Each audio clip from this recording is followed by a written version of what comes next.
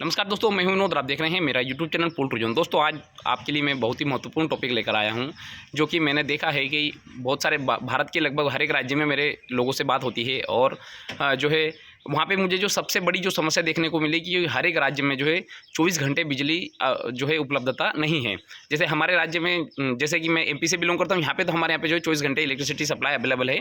तो दोस्तों, इसी फार्मिंग को रन करने के लिए 24 घंटे इलेक्ट्रिसिटी सप्लाई की आवश्यकता होती है अगर फार्म के अंदर बेच डली हुई है तो दोस्तों, अब मान लीजिए जहाँ पर 15 से 16 घंटे अगर मान लो बिजली अवेलेबल है, या 17 से 18 घंटे, जितने भी समय बिजली अवेलेबल है, तो जहाँ पे 24 घंटे भी अवेलेबल है वहाँ पे भी जो है हमें इलेक्ट्रिसिटी के लिए बैकअप के लिए हमें जनरेटर की आवश्यकता होती है। तो स्वाभाविक सी बात है कि जहाँ पे 15, 16, 17 घंटे अगर बिजली अवेलेबल, तो वहाँ पे भी इलेक्ट्रिसिटी बैकअप की तो हमें आवश्यकता रहेगी। तो हम कैसे जो है उस इलेक्ट्रिसिटी बैकअप को जो है हम लगाएंगे, चाहे हम जनरेटर से लगाएं या फिर अदर जो हम सोर्स से लगाएं, तो हमें कितना खर्चा आएगा, या फिर इस खर्चे की जो है हम जो ऑपरेटिंग कॉस्ट है, जो बीच का जो गैप रहेगा इस को चलाने का, वो उसको हम लागत कम से कम कैसे करें। मैं एक छोटा सा एग्जांपल लेके बताता हूँ। जैसे कि एक यूपी में मेरे फार्मर भाई से बात हुई थी, तो वहाँ पे जो है डीजल का खर्चा ही 40 से 50 हज़ार रुपये लग रहा था 10,000 बर्ड के ऊपर। तो क्या अब ये 40-50 हज़ार बहुत ज़्यादा हो रहा है, क्योंकि इतनी अगर हम डीजल में ही खर्चा लगा देंगे फिर इसी फार्मिंग करने का फ़ायदा क्या। तो इस खर्चे को हम रिड्यूस कैसे करते हैं, उसके ऊपर जो है हम महत्वपूर्ण चर्चा कर रहे हैं। तो इसलिए जो है वीडियो को पूरा देखें। अब इसके साथ में एक और चीज़ का ध्यान रखें कि जो फार्मर भाई नया जनरेटर खरीद रहे हैं उसके लिए भी ये वीडियो महत्वपूर्ण है, या फिर जो पुराना खरीद रहे हैं उसके लिए भी महत्वपूर्ण है। मैं इस वीडियो में जो है सारे जो है आपको डाउट दूर कर दूंगा इलेक्ट्रिसिटी से संबंधित। तो चलिए हम शुरू करते हैं। तो देखिए दोस्तों, मान लीजिए कि जहाँ पे 15 घंटे बिजली अवेलेबल है, तो हम क्या करेंगे, उस बचे हुए 9 घंटे के लिए हम क्या करेंगे, या तो हम जनरेटर का सहारा लेंगे या फिर XYZ अदर सोर्स का हम सहारा लेंगे। जनरली हमारे पास में जो सोर्स है वो जनरेटर ही अवेलेबल है। तो टोटल हो जाएगा हमारा कितना, 24 घंटे। अब देखिए दोस्तों, मैं एक छोटा सा एक टॉपिक एग्जांपल बताऊंगा। जनरली लोड शेडिंग कैसे किया जाता है उसके ऊपर हम थोड़ा सा बातचीत करते हैं कि लोड शेडिंग कुछ इस प्रकार से किया जाता है। जैसे मान लीजिए सुबह 9 बजे से 12 बजे तक लाइट नहीं आएगी, 3 बजे से 6 बजे तक लाइट नहीं आएगी, या फिर सुबह जो है रात के 12 बजे से जो है सुबह के 6 बजे तक लाइट नहीं आएगी। कुछ इस प्रकार से जो है लोड शेडिंग करके और हमारी इलेक्ट्रिसिटी की जो सप्लाई है या ज़रूरत है उसको पूरा किया जाता है। तो इस प्रकार से ही हमारे यहाँ पे जो है पूरे ऑल ओवर इंडिया में लगभग इस प्रकार से ही लोड शेडिंग की जाती है।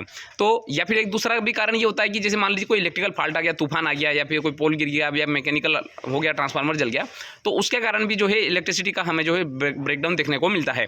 तो जनरली जो हमारे पास में हमारे इंडिया में इलेक्ट्रिसिटी का ब्रेक डाउन जो है वो कितना घंटे का है, 1 घंटे, 2 घंटे, 4 घंटे, या 3 घंटे या 4 घंटे, इससे ज़्यादा का जो है हमें लोड शेडिंग का जो है ये देखने को नहीं मिलता। तो अब इस लोड शेडिंग को हम जो है इन बीच में हम जो है जनरेटर चला के हम जो है हमारी इलेक्ट्रिसिटी की पूर्ति करते हैं, या फिर एक दूसरा तरीका जो है वो मैं आपको बता देता हूँ।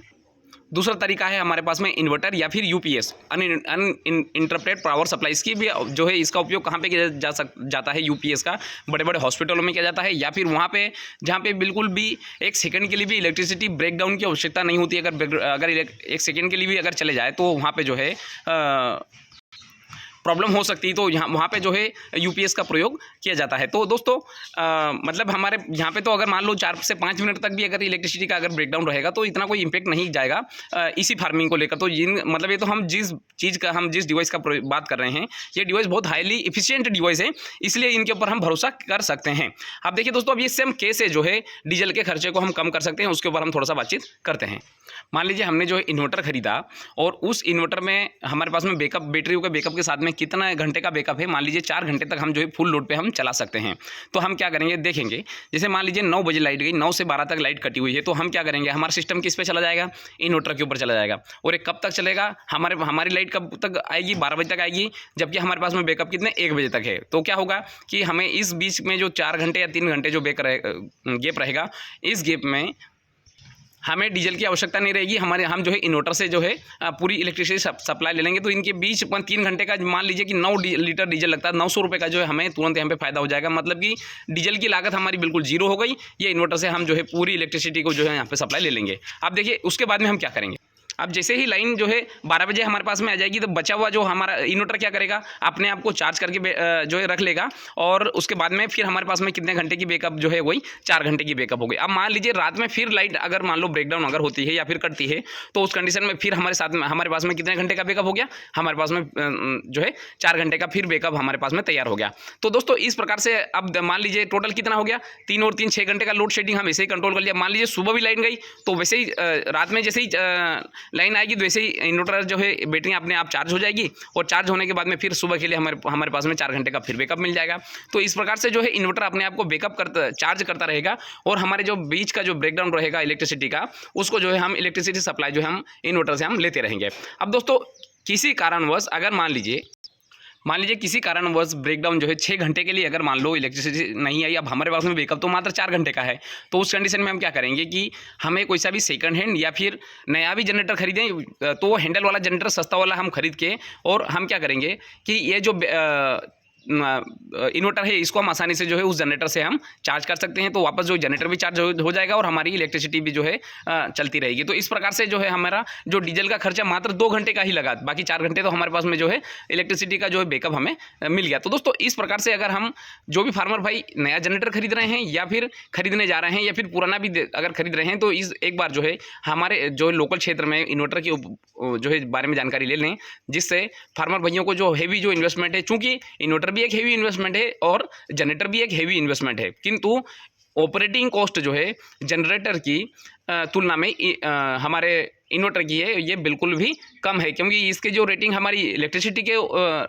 हिसाब से पैसा आएगा, जो भी 6 रुपये 7 रुपये यूनिट के हिसाब से लगता है, किंतु इसके जो सीधे लीटर में आएगा जो कि 100 रुपये लीटर जो है डीजल चल रहा है। तो दोस्तों यह एक इस प्रकार से हम जो है इलेक्ट्रिसिटी का सप्लाई मतलब इन्वर्टर खरीद के और जनरेटर की जो है लागत है उसको हम बिल्कुल कम कर सकते हैं। और एक और जो मैं छोटा सा ये भी बता दूं कि इन्वर्टर जब भी खरीदने जाएं तो इस बात का ध्यान रखें, जिस रेटिंग का हमें जनरेटर खरीदना है उसी रेटिंग में हमें जो है इन्वर्टर खरीदना है। जैसे मान लीजिए कि हमें हमारा लोड जो है 7 केवीए का है, तो हम जैसे जनरली हम 15 केवीए का खरीदेंगे, तो वैसे ही जो 15 वीए का ही आपको जो है इन्वर्टर खरीदना है। मतलब जितना आप लोड आप जो है जनरेटर पर डाल सकते हैं उतना ही लोड जो है आप इन्वर्टर के ऊपर भी आप डाल सकते हैं। तो दोस्तों इसी के साथ मैं वीडियो समाप्त करना चाहूँगा। धन्यवाद।